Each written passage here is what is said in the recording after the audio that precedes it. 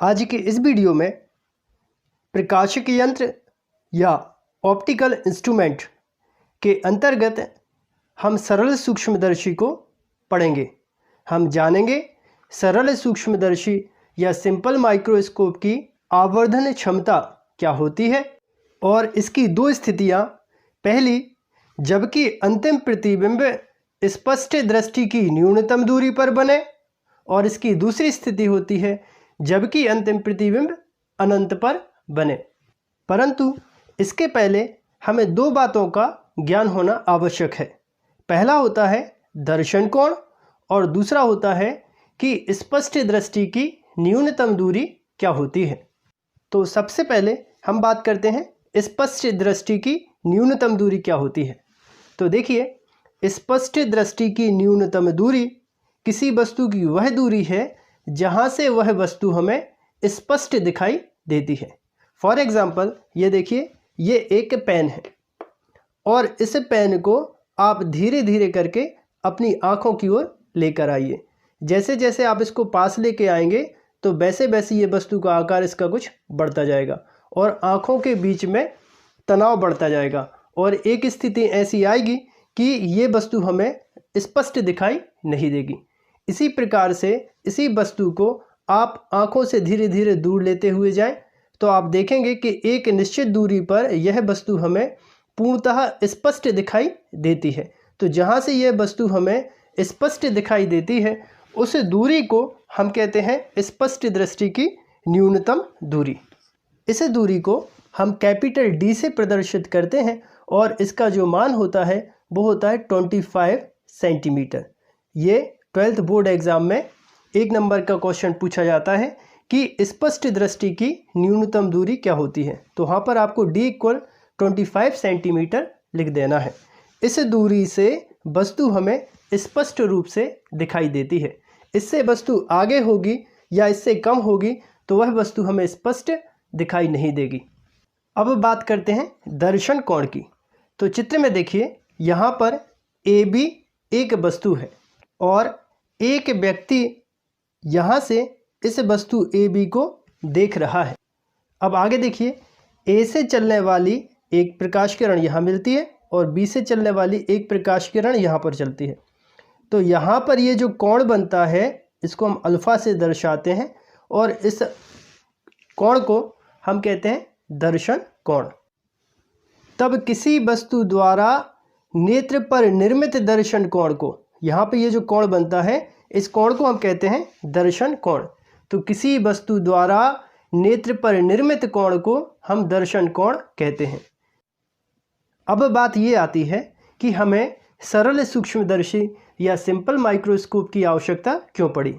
तो इसके लिए आपने दैनिक जीवन में देखा होगा, जो ज्योतिषी होते हैं जब वो हस्तरेखाओं का अध्ययन करते होंगे तो उन आपने देखा होगा वो साथ में एक लेंस लिए रहते हैं।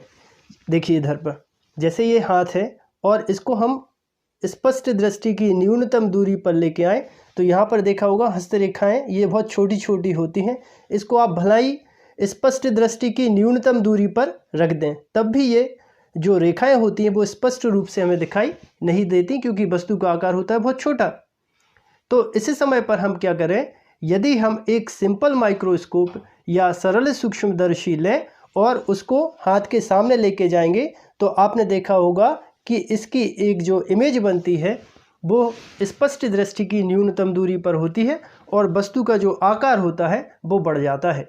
तो इस तरह हमें सरल सूक्ष्मदर्शी की आवश्यकता पड़ती है। इसी प्रकार से आपने जो घड़ी साज होते हैं, जो घड़ी सुधारने वाले होते हैं, उनको भी आपने एक सरल सूक्ष्मदर्शी लिए हुए देखा होगा, जो कि घड़ी के छोटे छोटे पुर्जे होते हैं जो स्पष्ट दिखाई नहीं देते हैं, तो उसको इस तरह से देखा जा सकता है।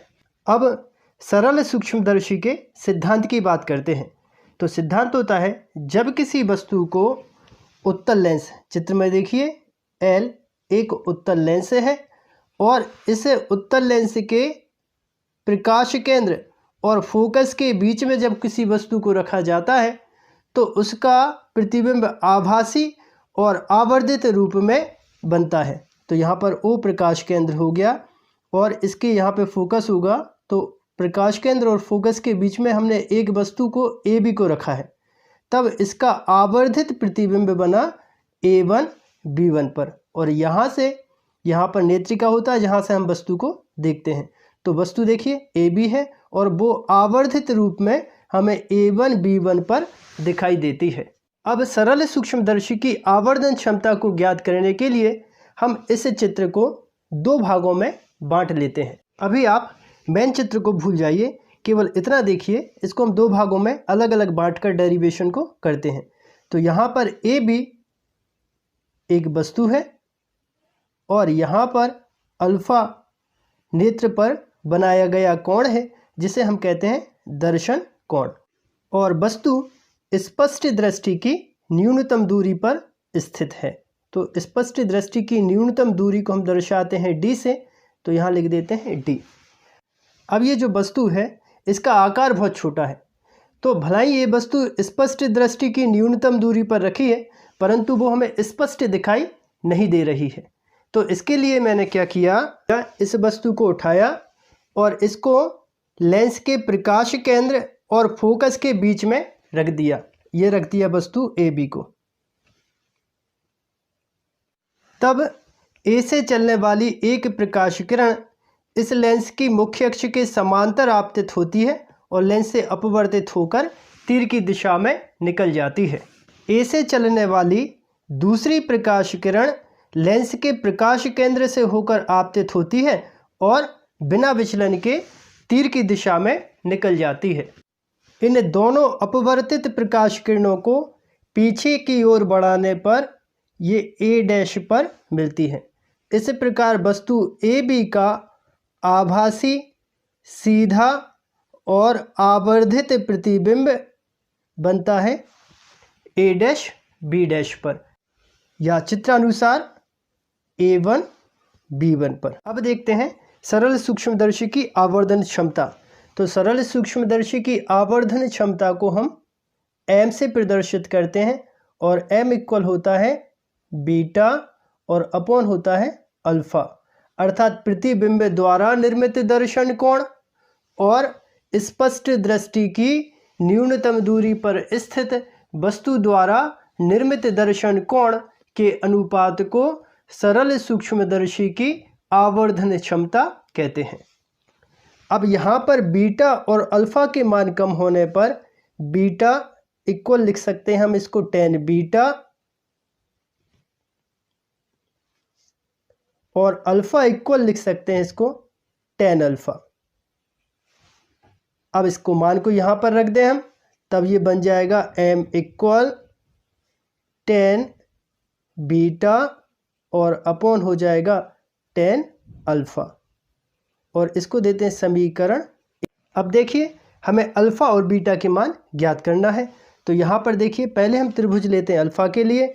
तो इन ट्रायंगल ABO,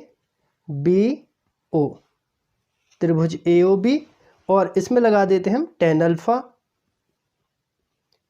तो tan अल्फ़ा बराबर क्या हो जाएगा, लंब और बटे होता है आधार। तो यहाँ पर देखिए लंब है AB और आधार है OB। तो यहाँ पर ये लंब लिखा AB और आधार लिख दिया OB, या फिर यहाँ से देखिए O से B तक का मान दिख रहा है, कितना है D है, तो मान लिख देते हैं यहाँ पर tan अल्फ़ा इक्वल AB और अपॉन OB का जो मान है वो कितना है, D है। अब निकालते हैं बीटा का मान। तो यहाँ पर बीटा, ये वाला जो कोण है ये बीटा है, तो यहाँ लिख देते हैं हम tan बीटा, और tan बीटा बराबर कितना हो जाएगा, लंब। तो लंब AB है, और अब लिख देते हैं आधार। तो यहाँ से यहाँ तक ये इसका आधार है, मान कितना है, OB। तो यहाँ पर OB लिख देते हैं। अब देखिए लेंस के प्रकाश केंद्र से वस्तु तक की दूरी को हम बोलते हैं U। तो यहाँ से यहाँ तक वस्तु की कहलाएगी दूरी, और इसको हम दर्शाते हैं U से दर्शाते हैं। अब ये मान लिख देते हैं, तो ये हो जाएगा देखिए tan बीटा इक्वल AB और अपॉन OB का अब यहाँ पर मान निकाला है U। अब देखिए यहाँ पर ये tan अल्फ़ा का मान हो गया और ये हो गया tan बीटा का मान। ये मान समीकरण 1 में रख देते हैं। तो समीकरण 1 में ये अल्फ़ा बीटा के मान रखते हैं। तो m इक्वल होगा tan बीटा का मान निकाला है AB अपॉन U और अपॉन tan अल्फ़ा का मान निकाला है AB और अपॉन D। अब इसको आगे लिख सकते हैं m equal AB upon U और इनटू ये ऊपर पलट कर आ जाएगा तो ये हो जाएगा D अपॉन AB। अब आप क्या कीजिए, AB से AB को कैंसिल कर देते हैं तो m इक्वल आ जाएगा m equal D upon U और इसको देते हैं समीकरण 2। ये सरल सूक्ष्मदर्शी की आवर्धन क्षमता के लिए व्यंजक है। अब बात करते हैं जब अंतिम प्रतिबिंब स्पष्ट दृष्टि की न्यूनतम दूरी पर बने। तो यहाँ पर देखिए यह है लेंस का प्रकाश केंद्र और यह है अंतिम प्रतिबिंब स्पष्ट दृष्टि की न्यूनतम दूरी पर बन रहा है और इस स्पष्ट दृष्टि की न्यूनतम दूरी को हम दर्शाते हैं d से। और यहाँ पर अब हम लगा देते हैं लेंस फार्मूला। तो लेंस फार्मूला क्या होता है, देखिए 1/f equal 1/v minus 1/u। अब ये मान रखते हैं तो देखिए उत्तल लेंस की फोकस दूरी धनात्मक होती तो लिख दिया 1/f इक्वल प्रतिबिंब। तो प्रतिबिंब बन रहा है स्पष्ट दृष्टि की न्यूनतम दूरी पर, तो न्यूनतम दूरी को हम दर्शाते हैं d से। दूसरी बात आप याद रखना, यहाँ पर लगा रहे हैं हम चिन्ह परिपाठी। तो आपतित प्रकाश किरण की दिशा में जब हम दूरी मापते हैं तो लेते हैं हमेशा प्लस, और जब आपतित प्रकाश किरण की विपरीत दिशा में दूरी हम मापते हैं तो लेते हैं हम माइनस। तो यहाँ पर देखिए ये है आपतित प्रकाश किरणें इस दिशा में जा रही हैं और हम दूरी माप रहे हैं आपतित प्रकाश किरण की विपरीत दिशा में, अर्थात लेंस के प्रकाश केंद्र से जब यहाँ हम प्रतिबिंब तक आते हैं तो उस दूरी को हम लेते हैं d, और यहाँ पर जो d है ये हो जाएगा माइनस का। दूसरी बात, अब यहाँ पर देखिए 1/u, तो लेंस के प्रकाश केंद्र से वस्तु तक की दूरी है u है। आपतित प्रकाश किरण की विपरीत दिशा में दूरी मापी तो ये माइनस, और यहाँ पर एक पहले से माइनस है तो ये माइनस और ये माइनस हो जाएगा प्लस। अब d का दोनों पक्षों में गुणा कर देते हैं तो ये हो जाएगा देखिए d/f इक्वल यहाँ पर ये d/-d प्लस d/u। तो यहाँ पर d से d कैंसिल हो जाएगा तो यहाँ बचेगा देखिए d/f इक्वल -1 प्लस d/u। यहाँ से एक का पक्षांतर कर देते हैं तो ये हो जाएगा देखिए 1 प्लस d/f और इक्वल हो जाएगा d/u। अब ये जो d/u है इसका मान हम समीकरण 2 में निकाल चुके हैं, तो ये d/u का मान समीकरण 2 में रख दें तो बन जाएगा आवर्धन क्षमता हो जाएगी m इक्वल 1 प्लस d/f। तो ये सरल सूक्ष्मदर्शी की आवर्धन क्षमता है जबकि अंतिम प्रतिबिंब स्पष्ट दृष्टि की न्यूनतम दूरी पर बनता है। प्रतिबिंब अनंत पर बनेगा तो इस स्थिति में u इक्वल लेते हैं f, अर्थात लेंस से वस्तु की दूरी उसकी फोकस दूरी के बराबर होनी चाहिए। अब ये मान समीकरण 2 में रखें तो समीकरण 2 में लिखा है m इक्वल d और यहाँ पर है u, तो u का मान हो गया f, तो m इक्वल हो जाएगा d/f। तो ये सरल सूक्ष्मदर्शी की आवर्धन क्षमता है जबकि अंतिम प्रतिबिंब अनंत पर बन। अब एक बार पुनः हम चित्र का वर्णन कर देते हैं जैसा आपकी बुक में दिया होगा। अभी तो मैंने आपको समझाने के लिए इस चित्र को 2 भागों में अलग अलग डेरिवेशन करके बताया है। तो यहाँ पर देखिए, आप सबसे पहले देखिएगा वस्तु को, तो यहाँ पर A2B1 वो वस्तु है और कहाँ है, स्पष्ट दृष्टि की न्यूनतम दूरी पे है और कोण बन रहा है अल्फा। तो यहाँ पर tan अल्फा लगा के आप मान ज्ञात कर लेना।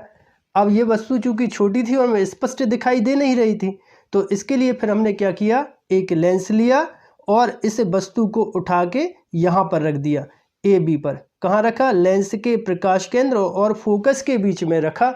तो यहाँ पर देखिए वस्तु की स्थिति बस बदल गई है। तो बुक में यहाँ पर A2B1 की जगह इसका नाम रखा है AB।